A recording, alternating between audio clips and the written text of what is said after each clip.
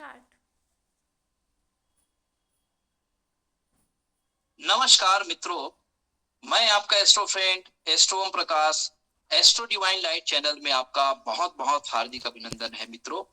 जैसे कि हमारा विभिन्न भावेश की सीरीज चल रही है, हमने अभी 8 भावों के स्वामी के बारे में एनालिसिस किए हैं और आज हम आपको भाग्य भाव के स्वामी के बारे में आज हम बताने जा रहे हैं।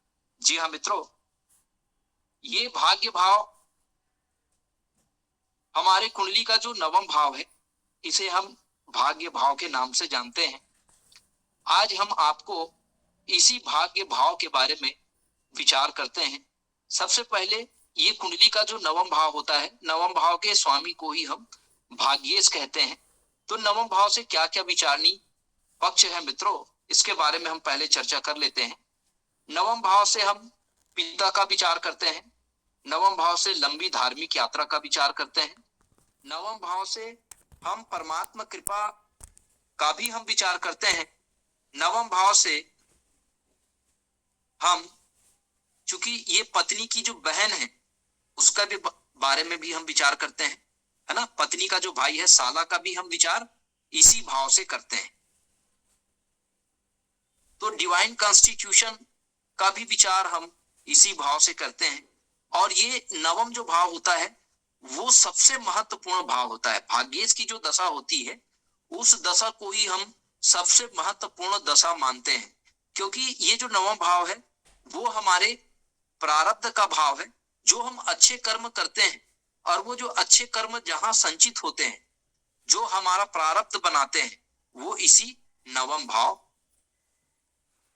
होता है। ये बहुत डिवाइन भाव होता है मित्रों।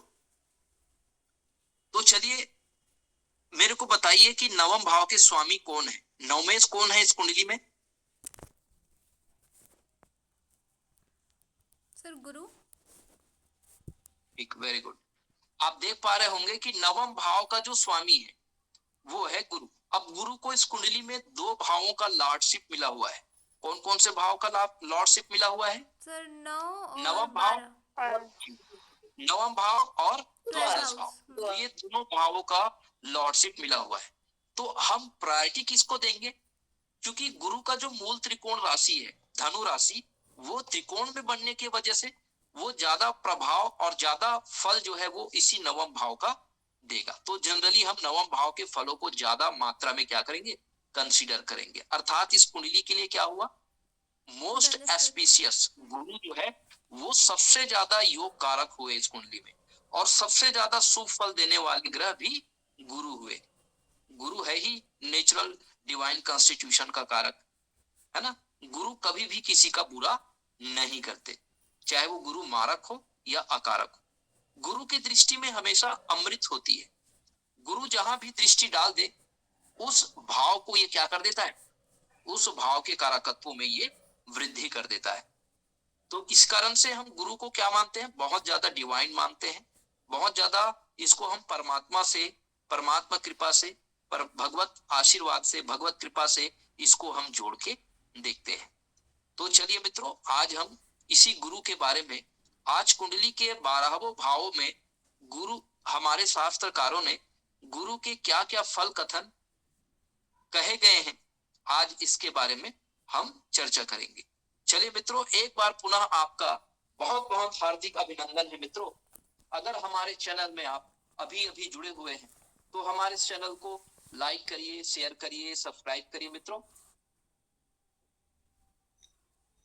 अगर भाग्य भाव का स्वामी अगर लगन में जाके बैठ जाए, जी हाँ मित्रों, यदि भाग्य भाव का स्वामी लगन में जाके बैठ जाए तो इसका जो फल कथन है हम किस प्रकार करेंगे। ये त्रिकोण भाव होता है और त्रिकोण भाव का स्वामी यदि लगन भाव में जाके विराजित हो जाए, त्रिकोण भाव का स्वामी लगन, इसको केंद्र और त्रिकोण दोनों का भाव मानते हैं। तो त्रिकोण का स्वामी का केंद्र भाव में जाके बैठना, ये तो राजयोग हो गया। केंद्र त्रिकोण राजयोग, इसको हम पराशरी केंद्र त्रिकोण राजयोग कहते हैं। और लगन में गुरु जो है वो दिग्बली भी हो जाता है, तो गुरु अपने मित्र राशि में भी है। तो ये जो जातक होंगे वो बहुत ज्यादा धार्मिक स्वभाव के होंगे, सबसे पहली बात। दूसरी महत्वपूर्ण बात, ऐसे जो जातक होंगे वो विवेकवान होगा, बुद्धिमान होगा, ठीक है, उच्च नैतिक आदर्श विचार वालों होगा। ऐसा जातक कोई मंदिर का मठाधीश हो सकता है, ऐसा जातक भगवताचार्य हो सकता है, ऐसा जातक शंकराचार्य हो सकता है, ऐसा जातक जो है वो प्रवचन करता हो सकता है, ऐसा जातक जो है वो राजनीति में भी, ठीक है, गुरु तो है ही देवों के मंत्री, वो मंत्री पद तक पहुंच सकता है। ऐसा जातक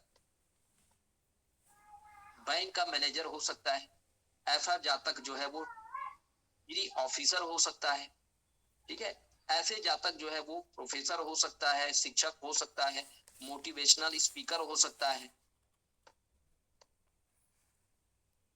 कोई ट्रस्ट का अध्यक्ष हो सकता है, सामाजिक मुखिया हो सकता है। तो इस तरह से गुरु का लगन में बैठना, ये जो है इस तरह के फल कथन हमारे शास्त्र द्वारों के माध्यम से कहे गए हैं। चलिए मित्रों, यदि गुरु कुंडली के दूसरी भाव में जाके विराजित हो जाए तो इसका क्या हम फल कथन करेंगे। यदि भाग्य भाव का स्वामी यदि धन भाव में जाके बैठ जाए, क्योंकि धन भाव को भी हम शुभ भाव मानते हैं, तो यदि भाग्य भाव के स्वामी यदि धन भाव में बैठ जाए, क्योंकि गुरु इस द्वितीय भाव में क्या होते हैं, कारक होते हैं।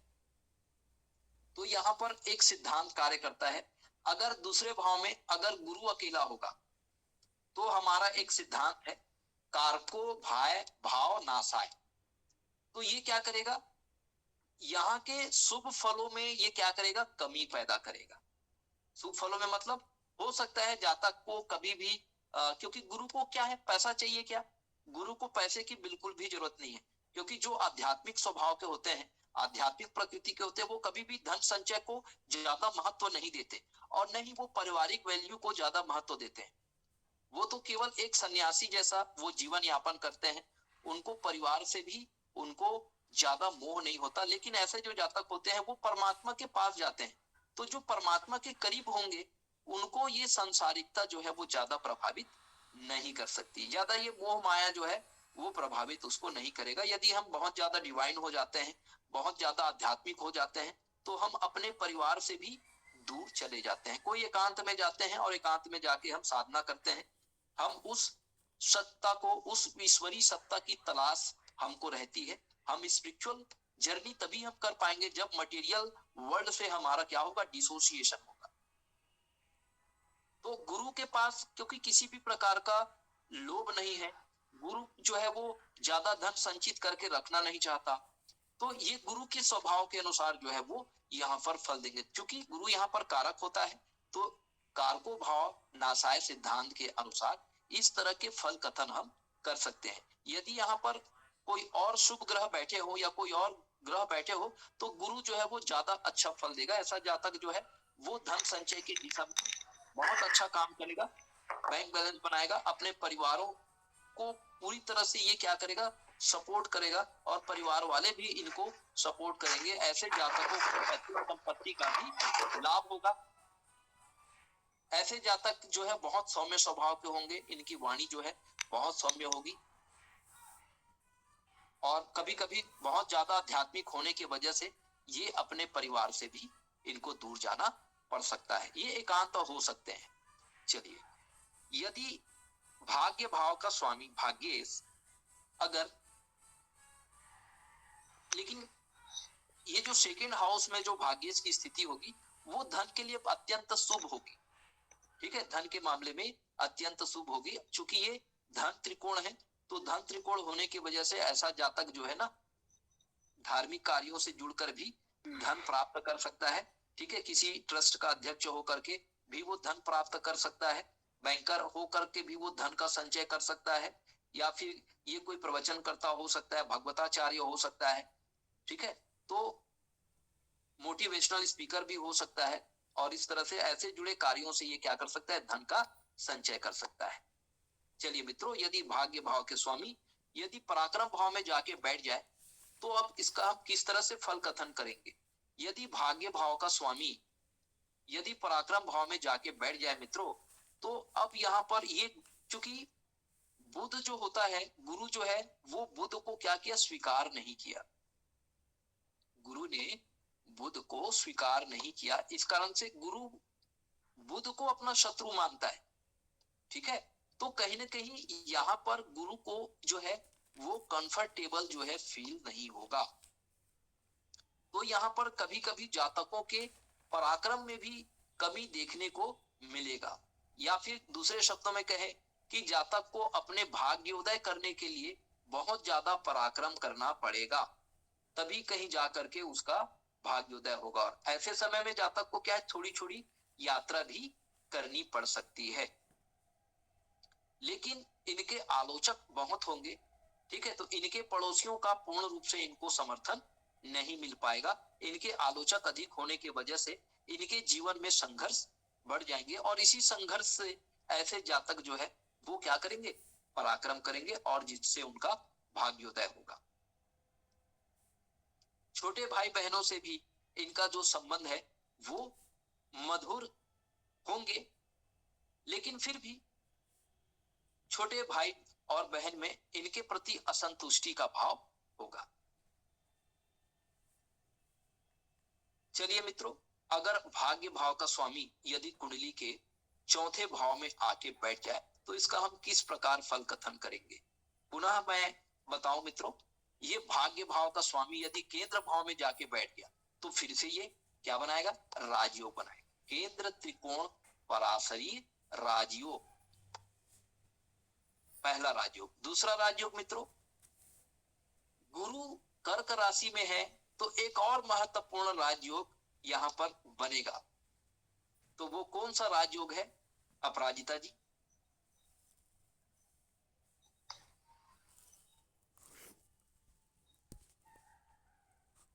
सर नहीं याद आ रहा है। ठीक है, कोई बात नहीं। तो गुरु अपने उच्च के राशि में है, ये हंस नामक पंच महापुरुष राजयोग बना रहे, ठीक है जी सर। तो ये हंस नामक पंच महापुरुष राजयोग का भी फल मिलेगा, और पराशरी केंद्र त्रिकोण राजयोग का फल मिलेगा। ये अत्यंत श्रेष्ठ स्थिति है, भाग्येश की सबसे अच्छी स्थिति है ये। तो ऐसा जातक अपने जीवन में एक बड़ा बंगला जरूर बनाता है, ऐसा जातक अपने जीवन में एक बड़ा बंगला जरूर बनाता है, और जीवन में तमाम प्रकार के माता का अत्यंत सुख ऐसे जातकों को प्राप्त होता है। इसके अलावा पैतृक संपत्ति, भूमि, भवन, वाहन का पर्याप्त इसको फल मिलता है। जीवन में कभी भी इनको धन की कमी का सामना करना नहीं पड़ता, हमेशा परमात्मा की कृपा इनके ऊपर बरसती रहती है, और ये जीवन में तमाम प्रकार के सुख सुविधाओं को ये प्राप्त करते हैं। ये बहुत डिवाइन होते हैं, परमात्मा की कृपा दृष्टि जो है वो इनके ऊपर सदैव बनी रहती है, और इस कारण से जीवन में ऐसे जातक पूर्व जन्म में बहुत अच्छे कर्म करके आए रहते हैं, और ये तमाम प्रकार के सुख सुविधा संपन्न होते हैं। परमात्मा की ये बहुत प्योर स्पिरिट होते हैं, और भगवत कृपा इनके ऊपर हमेशा रहती है। इनके ऊपर जब भी कोई विपत्ति आता है, तो परमात्मा बहुत चमत्कृत ढंग से इनकी रक्षा करती है। परमात्मा सदैव इनके साथ होते हैं, और इनके जीवन में कोई बड़ी घटना दुर्घटना से इनकी सुरक्षा करते हैं। तो ये गुरु की अत्यंत श्रेष्ठ स्थिति होती है मित्रों। ऐसा जातक जो है वो कोई बहुत बड़ा मठाधीश हो सकता है ना। हमारे हिंदुस्तान में 13 अखाड़े हैं, 13 अखाड़े का ये शंकराचार्य हो सकता है, शंकराचार्य मठ का मठाधीश हो सकता है। तो इस तरह से ये मंत्री भी हो सकता है, ये प्राइम मिनिस्टर भी हो सकता है, कोई बहुत बड़े, या तो ये कोई मठ का मठाधीश होगा, या कोई एक बहुत बड़ा ये गुरु गद्दी होगा, ये गुरु होगा और गुरु दीक्षा ये देंगे, अपने ज्ञान को सारी दुनिया में ये फैलाने वाले होंगे, वैदिक धर्म शास्त्रों का ये प्रचारक होगा। तो इस तरह गुरु की स्थिति का हम विचार करते हैं। चलिए मित्रों, अब हम जब भाग्येश पंचम भाव में आके बैठ जाए तो इसका हम क्या फल कथन कर सकते हैं। तो भाग्य भाव का स्वामी, एक त्रिकोण का स्वामी जब दूसरे त्रिकोण भाव में जाके बैठ जाए तो ये भवत भाव नियम को स्पष्ट करेगा मित्रों। तो ऐसे जो जातक होंगे उनका जो पूर्व जन्म होगा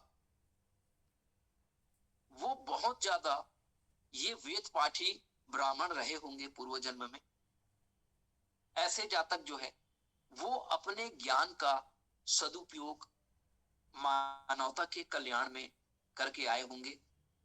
ऐसे जातक एक अच्छा स्कॉलर हो सकता है। ऐसे जातक जो है वो विवेकवान, ज्ञानवान, बुद्धिवान और पुत्र पराक्रमी और श्रेष्ठ पुत्रों के ये पिता हो सकते हैं। तो ऐसे जो जातक है वो अपने पूर्व जन्म में इन्होंने अपने गुरु परंपरा के अनुसार, वैदिक परंपरा के अनुसार ये अपने कर्म करके आए हैं। तो ऐसे जो जातक होंगे वो बहुत ज्यादा डिवाइन होंगे। ऐसे जो जातक होगा उस पर हमेशा परमात्मा की कृपा जो है वो बनी होगी। ऐसे जातक वेद शास्त्रों, वेद मंत्रों का साधन करके आए होंगे। ऐसे जातक निश्चित रूप से एक तपस्वी होगा और उनका इस जन्म में आने का भी मोटिव, जो पूर्व जन्म में इन्होंने जो अपने कर्म को अधूरे छोड़ दिए थे उन्हीं कर्म को पूरा करने के लिए फिर से इस जन्म में वो उसी प्रकार के मठाधीश या कोई संत के रूप में उसका अवतरण होता है और वो फिर से मानव कल्याण की दिशा में वो अपना 100% वो लगाते हैं। बहुत समर्पित भाव से लोगों का सेवा करते हैं, शास्त्रों के ज्ञान का ये प्रचार प्रसार करते हैं। ऐसे जातक जो है वो पढ़ाई लिखाई में भी बहुत ज्यादा ये मेधावी, प्रज्ञावान, बुद्धिमान ये होते हैं। चलिए अब हम भाग्येश का अगर छठवें भाव में आ जाए तो कैसे हम इसका विचार करेंगे।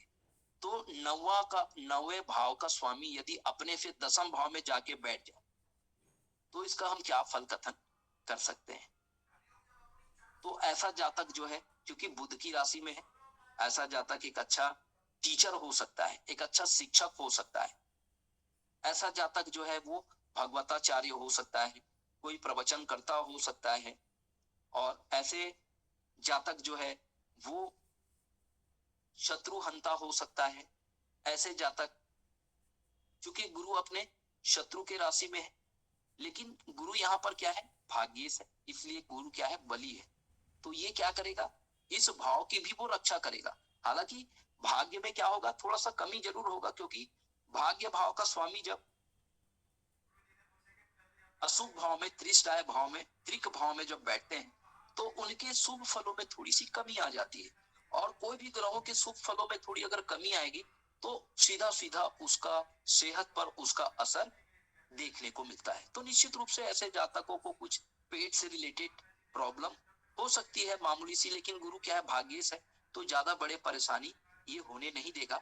क्योंकि गुरु की दृष्टि क्या होती है, गुरु की दृष्टि में अमृत होता है। गुरु जहां भी बैठता है, जहां भी दृष्टि डालता है, उस भाव के कारकत्वों में क्या करता है, वृद्धि करता है। तो ऐसे जातक जो होंगे वो कोई बड़े लेवल के कंपटीशन एग्जाम को क्या करेंगे, क्वालिफाई करेंगे और कोई उच्च शासकीय पद में या कोई मठाधीश ये बन सकता है, या कोई प्रोफेसर बन सकता है, टीचर बन सकता है, या बैंकर बन सकता है, बैंक का मैनेजर बन सकता है, ट्रेजरी ऑफिसर बन सकता है।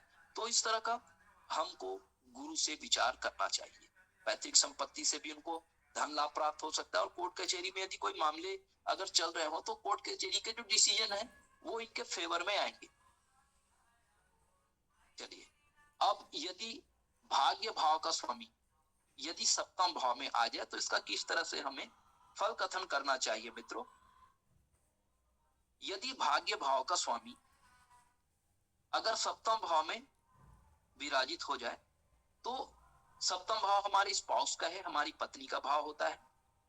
अगर भाग्य भाव का स्वामी भाग्य यदि सप्तम भाव में आ जाए तो ऐसे जातक या जातिका का जैसे ही विवाह होता है, आई रिपीट, जब भाग्येश सप्तम भाव में विराजित हो तो ऐसे जातकों का जब विवाह होता है तो विवाह के पश्चात इनका भाग्योदय होता है। ऐसे जातक की हमेशा डेली इनकम जो है वो बनी रहती है। गुरु की कृपा से ऐसे जातकों की जो डेली इनकम है वो बनी होती है। लेकिन ये जो सप्तम भाव में गुरु कारक होते हैं, फिर से हमारा कारको भाव नाशाय का सिद्धांत, ये कभी कभी बहुत ज्यादा आध्यात्मिक प्रकृति के होने की वजह से ये अपना दाम्पत्य जीवन में ज्यादा ध्यान नहीं दे पाते, तो पत्नी के मन में इनके प्रति एक असंतुष्टि का भाव भी बना रहता है। क्योंकि आदमी अगर कोई इंसान यदि बहुत ज्यादा आध्यात्मिक हो जाता है तो उनका संसारिकता के प्रति उनका मोह जो है वो कम होना शुरू हो जाता है। जैसे आप सभी ने तुलसीदास के बारे में सुने होंगे कि तुलसीदास जो है वो अपने पत्नी के ही कहने से वो एक बहुत बड़ा संत बन गए जिन्होंने रामचरितमानस की रचना कर डाली। तो कुछ इस तरह से जब हम बहुत ज्यादा डिवाइन हो जाते हैं, बहुत ज्यादा आध्यात्मिक हो जाते हैं, तो हम अपने स्पाउस का भी ध्यान नहीं रख पाते। क्योंकि जब ज्ञान प्राप्ति का जब समय आता है तो हमको अपने विलासिता भरे जीवन को छोड़ना पड़ता है, हमें साधना करना पड़ता है, तभी हमें ये गुरु रूपी ज्ञान जो है उसकी हमें क्या होती है, प्राप्ति होती है। क्योंकि सप्तम भाव है ही साधना का भाव। क्योंकि इस कारण से शास्त्रकारों ने शनिदेव को यहाँ पर उच्च के रखे गए ताकि हम मैक्सिमम लेवल पे जाके साधना कर सके, और जब तक हम साधना करेंगे तभी हमें गुरु रूपी ज्ञान की क्या होगी, प्राप्ति होगी, हमें भगवत प्राप्ति होगी, जो कि हमारा जीवन का यही मूल उद्देश्य है कि भगवत की प्राप्ति हम कैसे करें। जी हाँ मित्रों, तो चलिए, अगर भाग्य भाव का स्वामी भाग्येश यदि हमारे अष्टम भाव में आके बैठ जाए तो उसका हम किस तरह से फल कथन करेंगे। जी हाँ मित्रों, अब मैंने पहले भी कहा, जब भी किसी भाव का स्वामी अगर अशुभ भाव में बैठ जाए, त्रिक भाव में, छठवें आठवें बारहवें, तो उसकी शुभता में क्या होती है, थोड़ी कमी हो जाती है। लेकिन ये जो अष्टम भाव है ये गुरु की मित्र राशि है, ठीक है, वृश्चिक राशि का मंगल गुरु की मित्र राशि है, तो यहाँ पर भी हम कुछ शुभ फल कथन कहेंगे। ऐसे जातक जो है वो डीप लेवल पर जाकर के क्या करेगा, ज्ञान को, नॉलेज को एक्सप्लोर करेगा, और नॉलेज को एक्सप्लोर करने के लिए क्या करना पड़ेगा, इनको डीपेस्ट लेवल की साधना करनी होगी। जब ये डीपेस्ट लेवल की साधना करेंगे तो इनकी रुचि जो है वो डिवाइन कॉन्स्टिट्यूशन को एक्सप्लोर करने की दिशा में होगी, और ये वेद शास्त्रों का, वेद मंत्रों का भी ये क्या करेंगे, ज्ञान प्राप्त करेंगे, और इनको एस्ट्रोलॉजी में रुचि हो सकती है, कोई गुण विद्या से जुड़कर ये काम कर सकते हैं। ऐसे जातक जो है वो प्रवचन करता हो सकता है, ठीक है, क्योंकि ये डीप साधना कर रहे हैं, ज्ञान को, नॉलेज कर रहे हैं, बहुत सारी किताबें ये पढ़ रहे हैं, ये रिसर्च कर रहे हैं, क्योंकि ये पीएचडी का भी भाव होता है। जब हम हायर एजुकेशन ग्रहण करते हैं उसके बाद जब हम पीएचडी करने का जब हम प्रयास करते हैं, रिसर्च करने का जब हमारा समय आता है, तो ये हमारा कुंडली का जो अष्टम भाव है वो एक्टिवेट होता है, तभी हम रिसर्च कर पाते हैं। हमारा अष्टम भाव जब तक स्ट्रांग रहेगा तभी हम जो है हायर जो क्लासेस हैं, जो रिसर्च ओरिएंटेड जो कोर्स है उसको हम कर पाते हैं। तो निश्चित रूप से ये अष्टम भाव जातक की रुचि जो है वो गुण विद्या में रहेगी, ज्योतिष शास्त्र में, हस्तरेखा विज्ञान में, न्यूमरोलॉजी में, वास्तु शास्त्र में, टैरो कार्ड रीडिंग में, हीलिंग में। तो जितने भी जो एडवांस जो हमारे एस्ट्रोलॉजी के जो ब्रांचेस है उसमें इनकी दिलचस्पी हो सकती है, या उनसे जुड़े हुए जब ये रेमेडी करेंगे, उपाय करेंगे, तो इसको बहुत ज्यादा लाभ होगा, इसको आयु में लाभ होगा, जातक की आयु लंबी होगी। चलिए, अब यदि भाग्येश अगर स्वयं भाग्य भाव में आके विराजित हो जाए, जी हाँ मित्रों, यदि नवम भाव का स्वामी गुरु नवम भाव में ही आके बैठ जाए तो इसका किस तरह से हमको फल कथन करना चाहिए।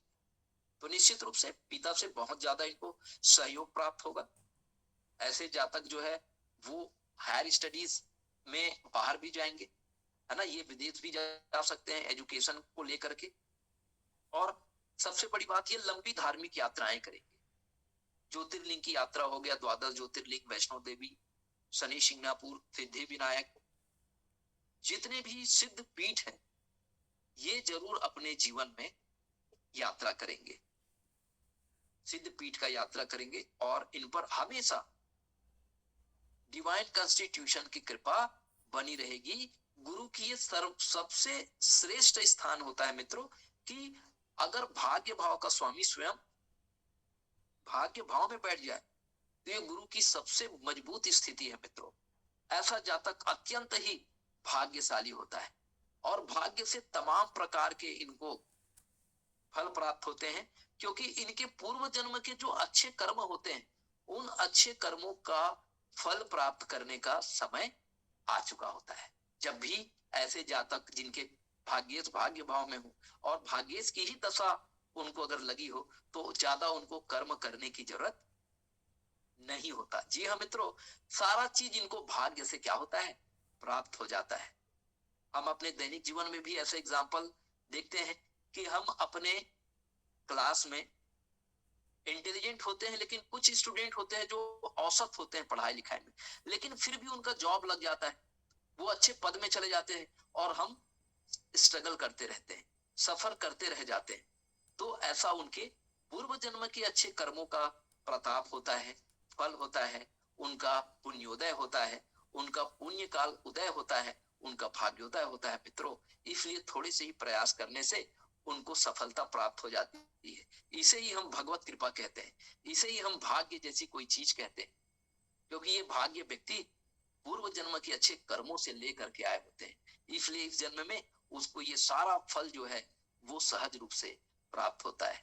जी हाँ मित्रों, चलिए मित्रों, अब भाग्येश यदि हमारे कर्म भाव में आ जाए, यदि भाग्येश हमारे कर्म भाव में आ जाए तो ये भी एक तरह का राजयोग है मित्रों। सप्तम भाव में अगर भाग्येश सप्तम भाव में आए तो केंद्र त्रिकोण राजयोग है, ये भी बहुत सुंदर राजयोग है।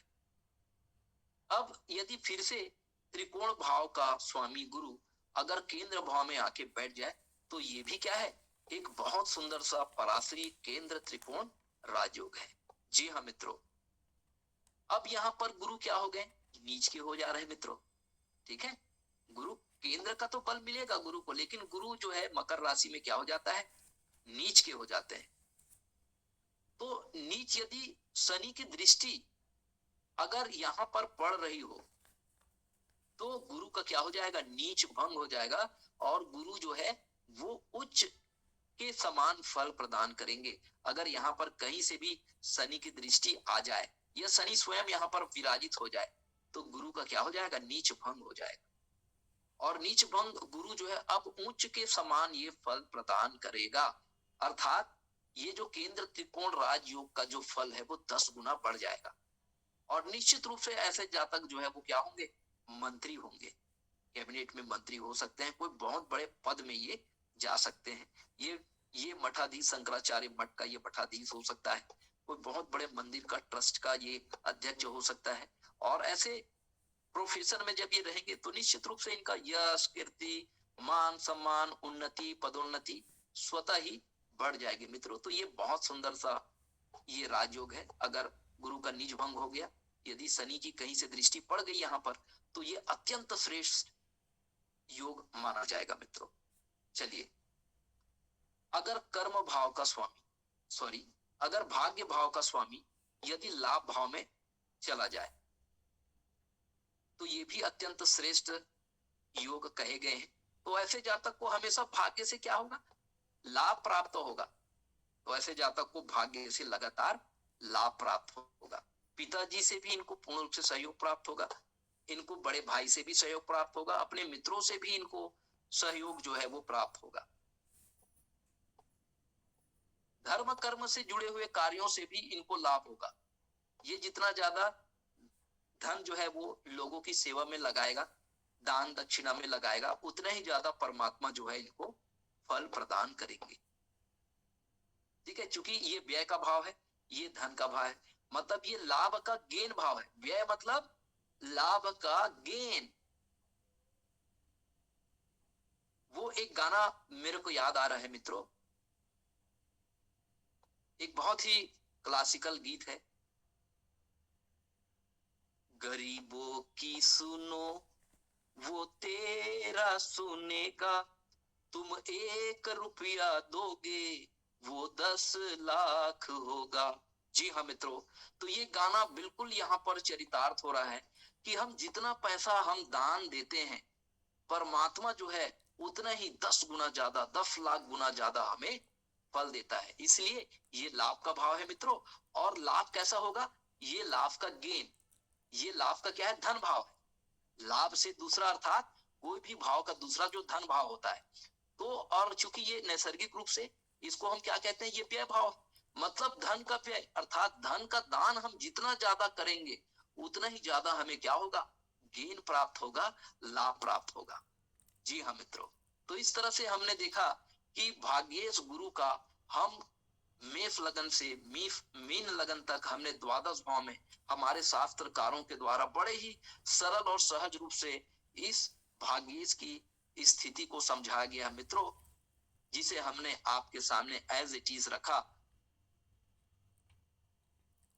अगर हमारा ये प्रयास आपको पसंद आता है मित्रों, तो हमारे इस चैनल को please like share and subscribe करिए, और इस चैनल को ज्यादा से ज्यादा उन जरूरतमंदों तक शेयर करिए, ताकि इस ज्ञान के प्रकाश से वो अपने जीवन के अंधकार को दूर कर परमार्थ की दिशा में ये कार्य कर सके मित्रों।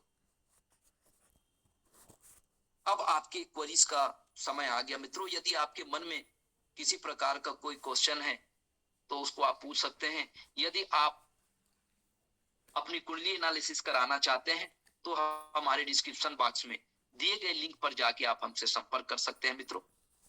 चलिए अब आपके क्वेरीज का लेते हैं, क्वेश्चन को लेते हैं।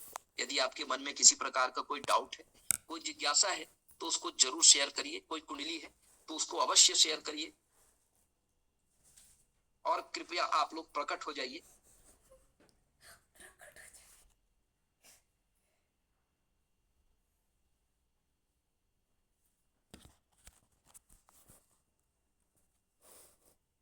जी, any question, anyone?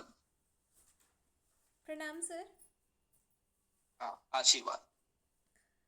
Sir sir एक शब्द आपने बोला था, धन त्रिकोण। जी जी जी, इसको थोड़ा एक्सप्लेन कर दीजिए प्लीज। देखिए धन त्रिकोण, मैं इस पर एक वीडियो बनाऊंगा। धन त्रिकोण मतलब अर्थ त्रिकोण, काम त्रिकोण, मोक्ष त्रिकोण और धर्म त्रिकोण। इस पर मैं एक वीडियो बहुत जल्द बनाने जा रहा हूं, जिसमें बहुत अच्छे से आपको क्लेरिफाई होगा, क्लियर होगा। देखिए धन त्रिकोण का मतलब होता है 2, 6 और 10। ठीक है, इसको हम धन त्रिकोण कहेंगे। आई रिपीट, 2, 6, 10, क्योंकि यहां से गिनने से 1, 5, 9 होगा। ठीक है, यहाँ से 1, 2, 3, 4, 5, 6, 7, 8, 9। ठीक है, फिर यहाँ से हम गिनेंगे तो फिर 5 होगा। तो 1, 5, 9 का संबंध जो है वो बन रहा है, इसलिए इसको हम क्या कहेंगे, धन त्रिकोण कहेंगे। ये हमारा धर्म त्रिकोण होगा, ये हमारा काम त्रिकोण होगा, और ये हमारा मोक्ष त्रिकोण। तो इसके बारे में हम आगे चर्चा करेंगे, आगे की वीडियो में इसको हम क्लेरिफाई करने का प्रयास करेंगे। ठीक है सर। सर एक दूसरा क्वेश्चन ये था कि जब आप 7th हाउस को एक्सप्लेन कर रहे थे तो उसमें आपने गुरु कारको भावनाशाय बताया। तो मेरा प्रश्न ये है कि गुरु जो होता है वो कारक होता है सेवेंथ हाउस का फीमेल जातिका के लिए, और शुक्र होता है फॉर मेल पर्सन्स। तो ये जो आज हम लोगों ने गुरु का कारको भावनाशय पढ़ा, तो ये दोनों कुंडली में होगा या सिर्फ फीमेल्स की कुंडली में अप्लाई करेगा? Very good question. अगर ये फीमेल की कुंडली में हुई है ना, जी अगर ये फीमेल की कुंडली हुई तो डेफिनेटली गुरु क्या है, कारक होते हैं, जी है ना, पत्नी के लिए पति का कारक होता है। तो कहीं ना कहीं गुरु के जो कुछ शुभ फल कथन होंगे, क्योंकि आप देख पा रहे होंगे यहाँ पर शुक्र की राशि है, ठीक है, जी शुक्र की तुला राशि है, तो गुरु शुक्र को अपना क्या मानता है, शत्रु मानता है। शुक्र भी गुरु को अपना शत्रु मानता है। तो जी निश्चित रूप से कुछ यहाँ पर विचारों में मनभेद और मतभेद की स्थिति हो सकती है पति पत्नी के बीच में। अगर ये पुरुष की कुंडली है तो कोई दिक्कत नहीं है, गुरु यहाँ। लेकिन ये भी निर्विवादित सत्य है कि गुरु अकेला कहीं भी अगर बैठा हो तो उस भाव के फलों में थोड़ी सी कमी वो करता है, ये भी एक सिद्धांत है। तो कहीं ना कहीं कुछ ना कुछ कमी जरूर इनको गुरु जो है, अगर अकेला होगा तो, अगर गुरु को बुध का साथ मिल गया या चंद्रमा का साथ मिल गया या कोई और ग्रह का साथ मिल गया तो गुरु जो है अशुभ फल नहीं देंगे। ठीक है, तो ये सिद्धांत है, इसको अपने को ध्यान में रख के चलना है। ठीक है सर। सर एक प्रश्न और था। जब आप नाइन्थ का लॉर्ड इन नाइन्थ हाउस पढ़ा रहे थे, तो आपने बताया कि सभी धार्मिक यात्राएं पीठ वगैरह की करेंगे, सिद्ध पीठों की। तो प्रश्न ये है कि ये तो गुरु के संबंध में हुआ, अगर कोई और भाग्येश है, फॉर से अगर हमारा भाग्येश सूर्य है और वो नाइन्थ हाउस में बैठा हुआ है, तो भी क्या वो ये ट्रैवलिंग वगैरह देगा जी जी सिद्ध पीठों देखो, की, या वो भाव सूर्य के के जो? जो, जी जी जी, देखिए यहाँ के जो स्थायी कारक होंगे वो तो फिक्स होंगे, जी ठीक है। भाव के जो स्थायी जो कारकत्व है वो तो फिक्स होंगे। जी यहाँ पर कोई भी राशि हो सकता है, जी ठीक है, जैसे सूर्य। तो हम्म यहाँ पर हम ये कहेंगे क्योंकि सूर्य जो है वो वैदिक मंत्रों का कारक होता है, जी ठीक है। वो ऐसे जातक हो सकता है लंबी धार्मिक यात्रा करे, वो गुरु दीक्षा ले सकता है, कोई मंत्र दीक्षा ले सकता है, तो उस मंत्रों पर वो काम कर सकता है, उस मंत्रों को सिद्ध करने की दिशा में वो काम कर सकता है। तो इस तरह के विचार हम यहाँ से कर सकते हैं। तो वो राशि के स्वभाव के अनुसार वो प्रेडिक्शन में चेंज मामूली रहेगा। यहाँ पर परिवर्तन हमको करने होंगे। ठीक सर। तो सूर्य के जो कारकत्व के अनुसार फिर हम उसको फल कथन करेंगे। यहाँ पर गुरु के कारकत्व के आधार पर और नव नवो भाव के कारकत्व के आधार पर हमको फल कथन करना है। ठीक है, जी सर, समझ क्योंकि गई। सूर्य जो है वो हमारे हेल्थ का भी कारक है, जी तो जातक का प्रतिरोधक क्षमता भी बढ़ जाएगा, जी है ना, सूर्य के मजबूत होते ही। जी क्योंकि हमारे कुंडली में अगर सूर्य मजबूत हुआ तो हमारे अंदर जो है प्रतिरक्षा प्रणाली जो है वो क्या हो जाएगी, स्ट्रांग हो जाएगी, विकसित हो जाएगी। जी सर, धन्यवाद। ठीक।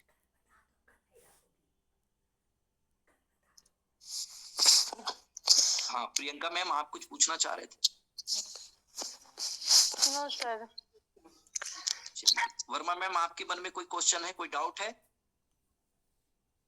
प्रणाम सर। No sir. हाँ, आशीर्वाद। या आपके पास कोई कुंडली है जिसको आप शेयर करना चाहते हैं तो आप शेयर कर सकते हैं। Sir hello. हेलो सर नमस्ते। हाँ जी, अपना परिचय दीजिए। सर मैं शिवम हूँ और मैं दिल्ली से हूँ, जी और जी यहाँ पे मैं इंदु शर्मा मैम के थ्रू आया हूँ। जी जी जी जी जी, बहुत बहुत आपका हार्दिक अभिनंदन है हमारे channel astro divine diet channel में। जी सर। जी सर, आप अपना प्रश्न पूछिए, या आप आपका कोई सुझाव होगा या कोई एक्सपीरियंस होगा तो आप उसको शेयर कर सकते हैं। सर अगर जैसे धनाधिपति सॉरी जी लाभाधिपति और भाग्याधिपति अगर धन भाव में जाता है तो इसका क्या प्रभाव होगा? जी जी, ये महाधन योग होंगे, ठीक है। अच्छा। अगर भाग्याधिपति और लाभाधिपति ये दोनों यदि धन भाव में जाके बैठ जाए, मैं आपके प्रश्नों को यदि समझ पा रहा हूँ तो इस कुंडली के अकॉर्डिंग यदि हम बात करें, गुरु और शनि ये दोनों अगर द्वितीय भाव में जाके बैठ जाए, जी है सर। ना, जी तो सर। ये तो बहुत ही महायोग कहा जाएगा धन के लिए। वो ऐसा जी सर। जातक हो सकता है अपूर्त धन संपत्ति का मालिक हो सकता है। सर तो एक्चुअली क्या कहते हैं, मेरे कुंडली में ये योग है, और जो धनाधिपति है वो सप्तम हाउस में है। मेष लगन की कुंडली है। तो मुझे तो नहीं सर, अभी तक तो मुझे कुछ नहीं मिला, लेकिन हाँ ये है कि मेरी। आपको ससुराल से संपत्ति मिलेगा, इसका मतलब ये है कि आपको अपने स्पाउस के माध्यम से, क्योंकि जी आप सर। या दूसरे शब्दों में कहें तो आपकी स्पाउस ही धन लक्ष्मी है आपके लिए। सर ये बात तो आप बिल्कुल सही कह रहे हैं, क्योंकि सर मेरा भी इसमें मतलब बहुत इंटरेस्ट है, मतलब सीखने का और जानने का। जी जी जी जी, मोस्ट वेलकम है आपका हमारे स्टोरी वाइन डाइट चैनल में। यदि आप आपने हमारे बहुत चैनल को अच्छा बताया सर, मतलब इतने आपने अगर आसान शब्दों सब्सक्राइब में नहीं समझाया। किए हैं तो जल्दी जाके उसको सब्सक्राइब कर लीजिएगा, सर क्योंकि हम मैं बहुत ही सब्सक्राइब जरूर, सर मैं सब्सक्राइब कर भी लूंगा, और अपने मतलब जितने मेरे दोस्त लोग हैं उनसे भी करवा दूंगा, और मैं अपने ग्रुपों में भी शेयर कर दूंगा। नहीं नहीं नहीं, बिल्कुल बिल्कुल, क्योंकि हम एक नॉलेज का रेवोल्यूशन करना चाहते हैं, क्योंकि जो हमारे सनातन वैदिक धर्म शास्त्र की जो ज्ञान है, जी सर। जी और सर। उस ज्ञान को जैसे हमारे ऋषि मुनि चाहते थे ना कि दुनिया को एक नया थॉट प्रोसेस के साथ वो जी सर। देखना जी चाहते थे, तो वो थॉट प्रोसेस को सर कहीं ना कहीं एक चीज वो सर जिंदा एक रखिए। हाँ, सर एक चीज आपसे पूछना था मुझे। मुझे ना एस्ट्रोलॉजी में ना बहुत ज्यादा इंटरेस्ट है, मतलब जितना मुझे अपने काम धंधा, अपने डेली लाइफ किसी में जितना इंटरेस्ट नहीं है, उतना एस्ट्रोलॉजी में इंटरेस्ट है। ऐसा क्यों सर? देखिए, ये हमारे पास्ट लाइफ का हमारा एक बहुत अच्छा कर्म है, और डेफिनेटली आप पास्ट लाइफ में कोई संत स्वभाव के रहे होंगे, इस नॉलेज से सर आपकी मेरा इम्यूनिटी जी रही सर। होगी, जिस वजह से वो जो आपका लाइफ में जो चीज आपने छोड़ दिया था ना, जो को आप जी अनकंप्लीट किए थे, उसी को इस लाइफ में आपको कंप्लीट करना है, शायद इसीलिए बर्थ हुआ है आपका। जी सर। सर मेरा एक्चुअली जैसे आठवें अष्टम भाव का मालिक पांचवें घर में है, और पांचवें से अष्टम को देख रहा है मंगल। उसके बाद अष्टम भाव से गुरु शनि मंगल सबका संबंध बन रहा है।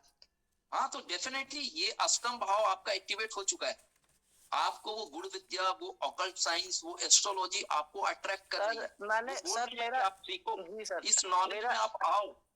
सर मेरा अभी लगभग 23 एज है, और मैंने अभी इस एज में लगभग 1000 बच्चों को पढ़ा दिया एस्ट्रोलॉजी। अब मेरा मतलब कुछ महीनों से मतलब थोड़ा सा इंटरेस्ट ना कम होने लगा, जब नहीं नहीं से नहीं, अच्छी मतलब ये बात। साल आया है। आप एस्ट्रोलॉजी सीख रहे हैं, सीख गए हैं, लोगों को सिखा रहे हैं, ये बहुत बहुत अच्छी बात है, क्योंकि नहीं भाग्य सर। से ये सब चीज हम जी सर। सबको जी सर। मिलता है। कोई नॉलेज जो होती है ना, नॉलेज का डायरेक्ट संबंध होता है परमात्मा जी से, जी सर। और वही आपका परमात्मा सर हमारे पढ़ाने साथ। का ढंग बहुत अच्छा लगा मुझे सर, इतने मतलब सरल शब्दों में आपने समझाया। चलिए, बहुत अच्छी बात है, बस इसी मुझे बहुत प्रकार खुशी हुई आप सर। सबका अगर हमको प्रेरणा मिलता रहे, तो निश्चित रूप से और हम बेहतर से बेहतर कंटेंट जो है आप लोग के सामने जो है हम पेश करें। और जो लोग क्लिष्ट मानते हैं एस्ट्रोलॉजी का, एस्ट्रोलॉजी बिल्कुल भी क्लिष्ट नहीं है, ये तो ऋषि मुनि ने हमको कोड वर्ड में दिए हैं, जिसको अपने को डी कोड करना है, बस जी सर। यही प्रयास। क्योंकि ये ज्ञान के महायज्ञ में यदि हम सब मिलकर अपनी थोड़ी भी अगर आहुति देते हैं, तो मैं सोचता हूँ हमारी जीवन की सार्थकता जो है वो पूर्ण हो गई। जी सर। जी सर। तो इसी प्रकार आप सभी अपना तो सर ये आशीर्वाद जो बनाइए, मतलब बनाए रखिए। जी सर। सर तो ये जो सॉरी भाग्याधिपति और धनाधिपति जैसे मतलब धन भाव में बैठते हैं, तो ये महाधनी योग होता है। तो ये योग अपना मतलब शुभ प्रभाव कौन से एज से दिखाता है सर? जब इनसे संबंधित ग्रहों की दशा अंतरदशा लगेगी आपको, जब आपका गुरु की महादशा में शनि का अंतरदशा चलेगा, ठीक है, जी सर। जी सर। या शनि की महादशा में गुरु का अंतरदशा चलेगा, तो उस समय आपको ये पूरा 100% ये महाधन योग का फल मिलेगा। सर गुरु का दशा तो मेरा बहुत अच्छा जाता है, अगर 10 दिन के लिए भी आता है तो बहुत अच्छा जाता है। सही कह रहे हो आप। और और सर कुछ सवाल तो है नहीं, बस ऐसे ही है। चलिए, क्योंकि वीडियो लंबा हो जाएगा, इसलिए जी पुनः सर, बहुत आप बहुत आपका धन्यवाद। स्वागत है हमारे इस चैनल में, जरूर आप जुड़िए, क्योंकि ऐसे नहीं जिज्ञासु सर, और मुझे बहुत चीज जो सीखने एस्ट्रो को मिला। लवर्स होते हैं ना, उनको उनको ही हमको तराशना है, उनको और सर अच्छे से मुझे बनाना है ताकि सर हम मुझे जी वैदिक सर एस्ट्रोलॉजी की इस नॉलेज को ना हर घर घर तक पहुंचा सके, सही ज्ञान लोगों को दे सके, लोगों के अंदर जो अज्ञानता का जो अंधकार है उसको हम दूर करके हमारे सनातन जो वैदिक धर्म शास्त्र जो ऋषि मुनि हमें देना चाहते थे उस ज्ञान को बड़े ही सरल और सहज ढंग से हम लोगों को दे सके, ताकि इस ज्ञान के महत्व को लोग समझ के न केवल अपना भला बल्कि वो जिस समाज में रहते हैं, जिस परिवेश में रहते हैं, उनका वो भला कर सके। तभी इस सर ज्ञान की सार्थकता है, हमारे जीवन की सार्थकता है। जी सर। सर ये जो आपने ये बताया कि अगर जैसे भाग्याधिपति गुरु सप्तम भाव में जाता है, तो इसका आपने बहुत अच्छा एक्सप्लेन किया, क्योंकि जो वहाँ का जो सप्तम भाव का जो कारक ग्रह होता है वो होता है शुक्र। और गुरु और शुक्र में गुरु का स्वभाव अलग है और शुक्र का अलग है। तो ये चीज जो आपने समझाया ये सर बहुत अच्छा समझाया जी जी जी। कि आप मतलब जैसे अब गुरु सप्तम भाव में जाता है तो दोनों में से कोई पार्टनर बहुत ज्यादा स्पिरिचुअलिटी में चला जाता है, इसके वजह से उनका जो वैवाहिक सुख है उसमें कमी आ जाती है, तो दोनों पार्टनर के बीच में मतभेद मनमुटाव होता रहता है। ये चीज सर आपने बड़ा अच्छा बताया। जी जी जी जी। बहुत बहुत धन्यवाद सर। चलिए, आप सभी ने अप्रिशिएट किया हमारे इस चैनल को। बस इसी तरह से आप अपना आशीर्वाद बनाए रखिए। आप अपने कीमती समय निकाल के हमारे इस चैनल को देते हैं मित्रों। अगर आपके भी मन में किसी भी प्रकार का कोई डाउट हो, कोई क्वेश्चन हो, तो जरूर हमारे डिस्क्रिप्शन बॉक्स में जरूर हमारा दिए गए लिंक हमारे व्हाट्सएप नंबर पर जरूर जाके अपनी प्रॉब्लम आप शेयर कर सकते हैं। हमारे इस चैनल को लाइक करिए, शेयर करिए, कमेंट्स करिए मित्रों, और इस चैनल नहीं को सर आप बहुत जरूर सर आप सर इसको एक्चुअली सर एक पहुंचाइए। लास्ट क्वेश्चन है मेरा। मेरे पास मतलब आप बहुत अच्छा पढ़ाए और मेरे को मतलब बहुत अच्छा लगा कि मतलब आप इतना अच्छा तरीके से पढ़ा रहे हो, तो सर मैं आपको 100-200 स्टूडेंट दे दूंगा, आप पढ़ा लेना उनको सर। जी जी जी, डेफिनेटली। बहुत सुंदर। आप तो इस महायज्ञ के लिए आप तो बहुत ही बहुत मेरे अच्छा आप बारे काम कर में रहे हैं। बहुत अच्छा मेरे थॉट है, बारे बहुत में अच्छा विचार इंदू है आपका। इंदू वाला मैम निश्चित रूप जानती है। निश्चित रूप से ये, क्योंकि हम सभी यही चाहते हैं कि इस सनातनी जो हमारा जो धर्म शास्त्र का जो ज्ञान है जो विलुप्त तो हो रहा है, जी इससे सर। इसको जगाने का वक्त आ गया है। क्योंकि ज्ञान ही है जो पूरे दुनिया में परिवर्तन ला सकता है, एक नया थॉट प्रोसेस दे सकता है लोगों को जीने का। तो बस हम फिर से वो नया भारत, फिर से वो वही भारत हम बनाना चाहते हैं जो ऋषि मुनियों का जो सोच रहे थे भारत के बारे में। बस उसी को हमको क्या करना है, थोड़ा सा आगे इम्प्लीमेंट करना है, जी लोगों के सर। थॉट प्रोसेस को चेंज करना है। जो सर वेस्टर्न इतना सर ज्यादा लोगों के दिलो दिमाग पर हावी हो गया है, उसको फिर से हम अपने सनातनी और उस ज्ञान के माध्यम से उन लोगों को हम सही दिशा निर्देश दे सके और सही लाइन और लेंथ उनका हम बना सके। सही कह रहे हो सर, बिल्कुल। तो चलिए, आप सभी का पुनः हम एक नए टॉपिक के साथ फिर से एक नए ऊर्जा और नए उत्साह के साथ हम पुनः आपसे मिलेंगे। तब तक के लिए आज बहुत हमें बहुत धन्यवाद इजाजत सर। दीजिए।